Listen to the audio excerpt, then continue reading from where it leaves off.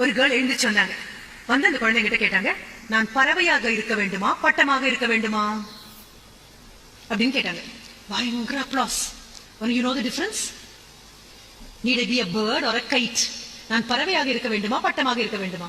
அப்ப நான் சொன்னேன், உன்னுடைய சிறகுக்கு வலிமை கிடைச்சு யார் கையிலையும் சிக்காம மிக உயரமான மரத்துல மிக உயரமான கிளையில போய் தன்னந்தனியா உட்கார்ந்து உலகத்தை பார்க்கிற அளவுக்கு உனக்கு திறமையும் வலிமையும் அறிவும் வளர்ந்ததுன்னா அப்ப பறவையாக.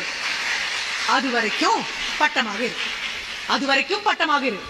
ஏன்னா பட்டத்தை கையில யார் பிடிச்சிட்டு இருப்பாங்கன்னா உன் டீச்சர் கீழே பிடிச்சிட்டு இருப்பாங்க, உன்னுடைய பேரண்ட்ஸ் பிடிச்சிட்டு இருப்பாங்க.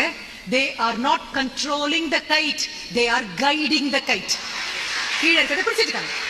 அதை பிடிச்சு இழுத்து இல்லைன்னா என்ன ஆகும்? பட்டமா இருக்கும் போதே பறவை ஆகணும்னு ஆசைப்பட்டு ஓடணும்னா எங்க போய் நிப்போம்? பக்கத்துல இருக்கிற மரக்கலையில மாட்டிக்கும், மின் கம்பியில மாட்டிக்கும்.